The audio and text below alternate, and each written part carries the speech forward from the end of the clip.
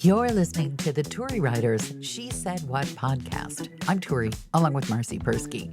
In this installment, that person you thought you recognized, but then again, maybe you don't recognize, but then you definitely do recognize, except from where? Also, more of the P-test. I promised you I had more medical information to convey, but did you know that we're getting submissions for the Captain Oblivious contest? Okay. Some of them are pretty the list good. grows. Some of them are pretty good. Both of our listeners apparently have Captain Oblivious stories. And if you are new to the podcast, this is our first contest. We have absolutely no idea what the prize will actually be, other than Prize is going to be an 8-year-old bottle of self-tanning lotion. Yeah, it might be an 8-year-old bottle, but it has to say Captain Oblivious on it. It has to. I'm kind of looking forward to our first swag. And the rules for the contest are basically at the end of this podcast, because you have until August something or other of 2026 to send your story. And that's all I can remember about the rules right now. So, yeah. Anyway, we were talking about the medical P test in the last podcast, where I have to drag this giant orange gallon bottle around to pee into for 24 hours.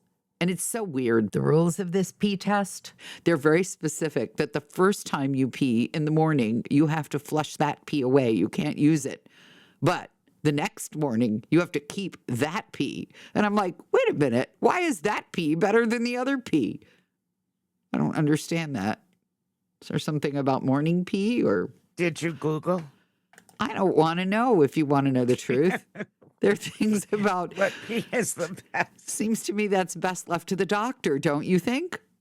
I don't know. I love to second guess everything. Well, you go ask Jeeves and let me know. Now, speaking of doctors, it's spring here in Chicago, and I wanted a few things for the garden. On top of which, I don't know if I told you, we have the most annoying tree in the neighborhood. Yeah. It's an X tree. It fell down, and so it started sending up shoots all over everybody's lawn, and our neighbors up and down the block are cursing us and swear. So the spousal unit went out there with a hoe and just attacked our lawn, everybody else's front lawn. It's like something out of one of those cartoons with the whirling dervish of the hoe. Anyway, one of the shoots is turning into a tree on our front lawn, but the rest of our front lawn looks like gophers had a carnival in it. So he sent me off to the garden store because I have a war on grass, and we're supposed to find some ornamental things that require very little effort, and furthermore, that dogs walking by cannot destroy. So this is a tough order. Yes, it is. I can send you some dried up thistles. Thistles. We have thistles, goat heads, and tagalongs. So take your pick. They're all equally nasty. Awful. Yes, awful. My bed's full of them. Terrible. Your bed is full of them, and your pets are full of them. And my couch, and my clothes. Yes, everything is full of them this year. Well, I went because yes. Why is everything full of them this year? Drought? We have no goats. Oh. So I would just like to reiterate that. Goats. Goats. And I've already told you can't go get your goat and borrow it, because you'll just send it into some kind of bad foster care trauma thing.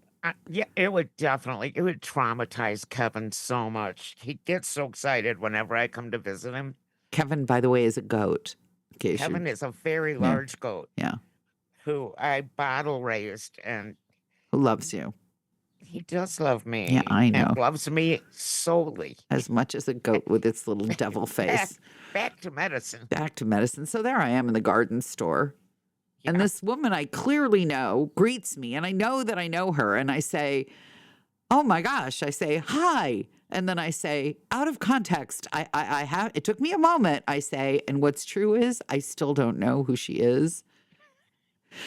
And she goes, yeah, out of context.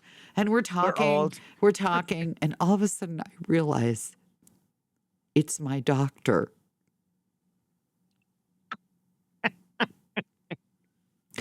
It's my doctor at the garden store. But because I've spent a life in talk radio, I can pretend along with the best of them. And I'm asking her about the garden, and I feel like 5 minutes have gone by while we're in line, and I need to let her know that I really do know, who she is. So you said, "What's up with this pee thing?" I thought about it, but I didn't. But I do know that she has a daughter who is an artist. And I said, well, how's the artist doing? And at this point, I'm still thinking, it's possible I'm wrong, and it's possible it's not the doctor.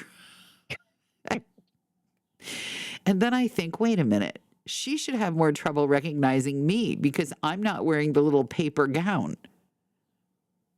That's true. Yeah, I should not have any trouble recognizing her because even though she's not wearing the white coat, she often wears clothes. Is it the fact that she doesn't have a lanyard on? What is my problem Wears here? clothes.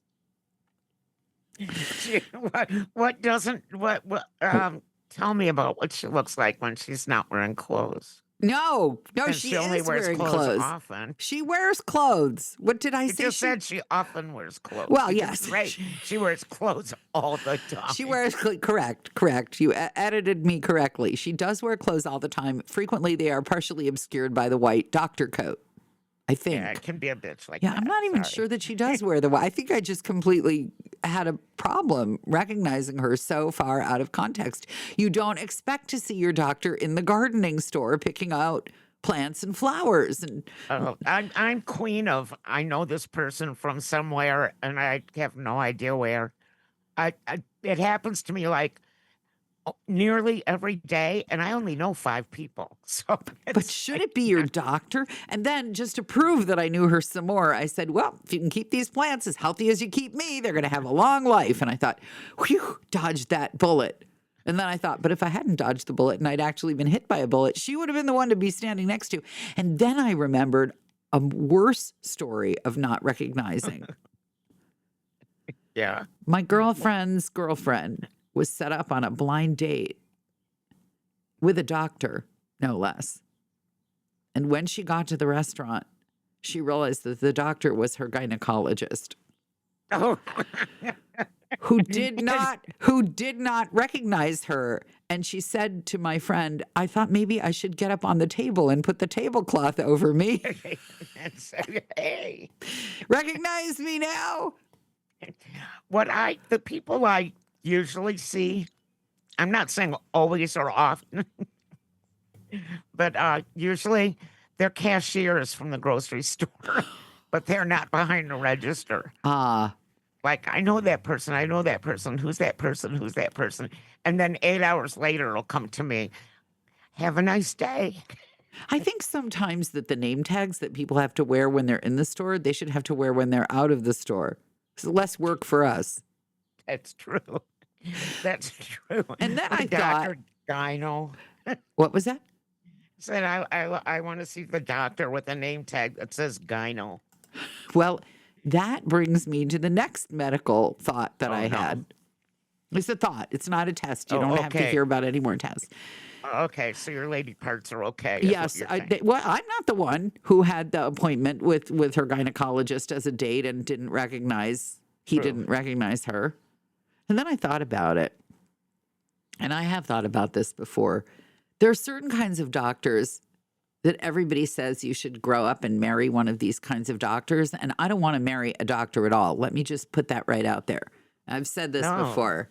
The You last marry a carpenter. They can fix everything. things. Yeah, I don't want to marry a doctor ever for any reason because the good ones, if they're in any kind of clinical practice, they're constantly being called in for some emergency. So it's pretty much like being married to nobody at all. Here's the thing. There are doctors that are more prestigious to be married to, doctors that are less prestigious to be married to, and doctors you absolutely do not want to be married to because you go to a party and they say, what does your partner do? And you say, he, she, they is a doctor.